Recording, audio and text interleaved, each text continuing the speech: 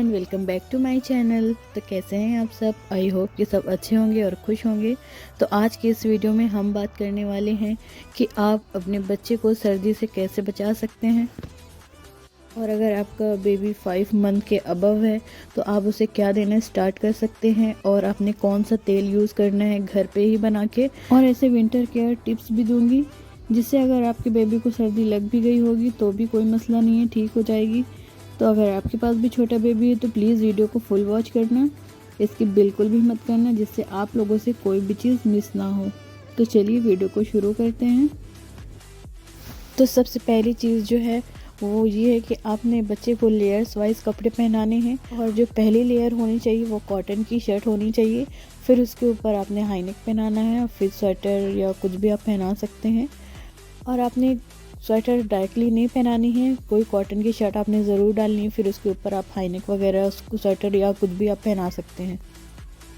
और आप हमेशा कोशिश ये करें कि बच्चे को गर्म कपड़े पहनाएं, ठंडे कपड़े ना पहनाएं। आप प्रेस भी कर सकती हैं, और अगर रूम हीटर है तो उसके सामने आप 2 मिनट 3 मिनट के लिए रख दीजिए तो वो अच्छे से गर्म हो जाएगा, फिर आप पहना सकती हैं। बच्चों को हाथ और पैर के ज़रिए भी ठंड लग सकती है, तो आपने दस्ताना और मोज़ा वगैरह ज़रूर इसे पहनाना है, और आपने अपने से एक लेयर ज़्यादा देनी है अपने बच्चे को। बात करें अगर फीड की, तो अगर आप उसे मदर फीड दे रही हैं तो आप गर्म चीज़ें खाइए, और अगर फार्मूला मिल्क दे रही हैं तो उसे हमेशा नीम गर्म दीजिए, ठंडा कभी भी ना दीजिए। और ठंडा दूध देने से बच्चे को कफ कोल्ड बहुत जल्दी होता है, उनको सांस लेने में दिक्कत होती है, सांस लेने में आवाज़ें आने लगती हैं।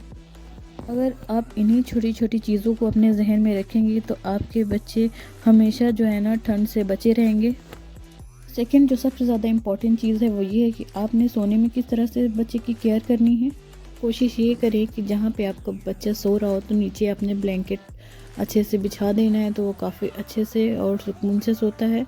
और आपने कोशिश ये करनी है कि विंडो वगैरह सारी बंद हो, हवा कुछ भी ना हो, और बच्चे के पास एक रूम हीटर ज़रूर होना चाहिए जिससे बच्चे को सर्दी नहीं लगती, और ना ज़्यादा लेयर देनी है आपको। और अगर आपके बच्चे को सर्दी है तो आप नोज़ल ड्रॉप्स ज़रूर यूज़ करें, इससे बच्चे की नाक नहीं बंद होगी और वो बार बार रात में आपको परेशान नहीं करेगा।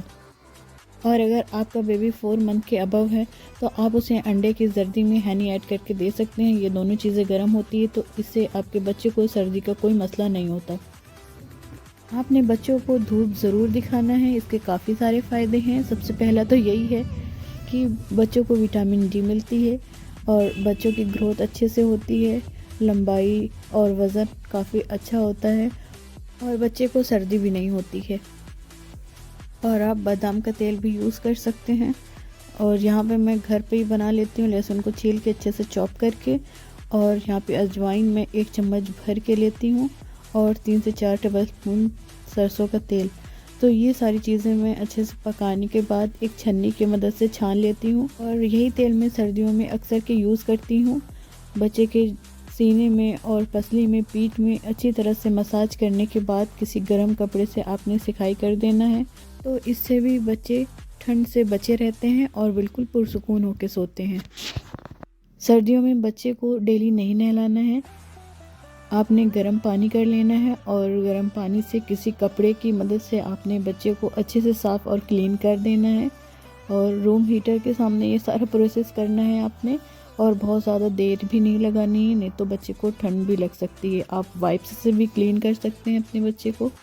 और मसाज करते वक्त आपने ये केयर करनी है कि मसाज से पहले अपने हाथ को थोड़ा सा रूम हीटर के सामने वार्म कर लीजिए, फिर उसके बाद आप अपने बच्चे को मसाज दे सकते हैं, और बिना कपड़े उतारे भी आप मसाज कर सकते हैं, क्योंकि ज़्यादा सर्दियों में आप अपने बच्चे को अगर पूरे कपड़े उतार के मसाज करेंगे तो इससे भी बच्चे को ठंड लग सकती है। अगर नहलाने के बाद आपने अपने बेबी को लोशन वगैरह अप्लाई करना है तो हीटर ऑन करने के बाद अपने हैंड को थोड़ा सा वार्म कर लीजिए, फिर उसके बाद लोशन वगैरह आप लगा सकते हैं। और अगर आपका बेबी 6 मंथ का है तो आप उसे जो भी फूड दे रही हैं वो बिल्कुल ठंडा नहीं होना चाहिए, हल्का सा गुनगुना होना चाहिए। अगर आप मिल्क दे रही वो भी, और पानी भी। और साथ ही साथ हमें सर्दियों में डायपर्स की काफ़ी ज़्यादा केयर करनी चाहिए, क्योंकि अक्सर कि यही होता है कि लीक हो जाता है और जिससे बच्चों को सर्दी हो जाती है। तो हमें बार बार चेक करते रहना है, डायपर लीक होने से पहले ही हमें चेंज कर देना है। मैं ऐज़ा को डायपर फ्री टाइम नहीं देती हूँ सर्दियों में, बल्कि गर्मियों में मैं देती हूँ। तो आप लोग भी इसी तरह करें, क्योंकि इससे भी बच्चों को ठंड लग सकती है।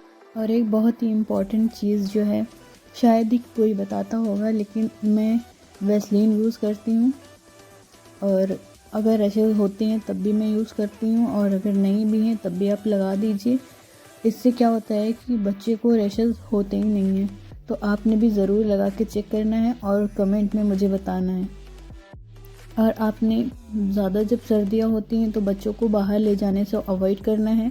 अगर धूप वगैरह निकली है तो आप बिल्कुल ले जा सकते हैं, और अगर धूप वगैरह बिल्कुल भी नहीं है तो आप उसे ब्लैंकेट से अच्छे से रैप करके बाहर ले जाइए।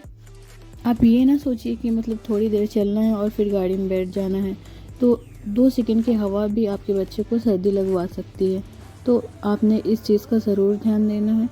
सर्दी लगने की जो मेन चीज़ें हैं, जो मेन पॉइंट है, वो ये है कि अगर आपका बेबी चलता है तो आपने उसे अच्छी तरह से पैक करके रखना है। 2-2 सॉक्स पहना के रखना है, या आप शूज़ भी पहना सकते हैं। उसके अलावा जो न्यू बॉर्न बेबी है, आप उसे अच्छे से कंबल से रैप करके रखें। अगर आपने बच्चे को ठंडे पानी से नहला दिया या सादा पानी से नहला दिया तो भी बच्चे को सर्दी लग सकती है, या अगर नहलाते टाइम ज़्यादा टाइम लग गया तो भी बच्चे को सर्दी लग जाती है। तो यही वो छोटी छोटी चीज़ें हैं जिनसे आप अपने बच्चे को सर्दियों से बचा सकते हैं। तो अगर आपको मेरी वीडियो अच्छी लगी तो प्लीज़ एक लाइक ज़रूर करें, और उन लोगों तक शेयर करें जो न्यू पेरेंट्स हैं, ताकि उनकी भी हेल्प हो सके।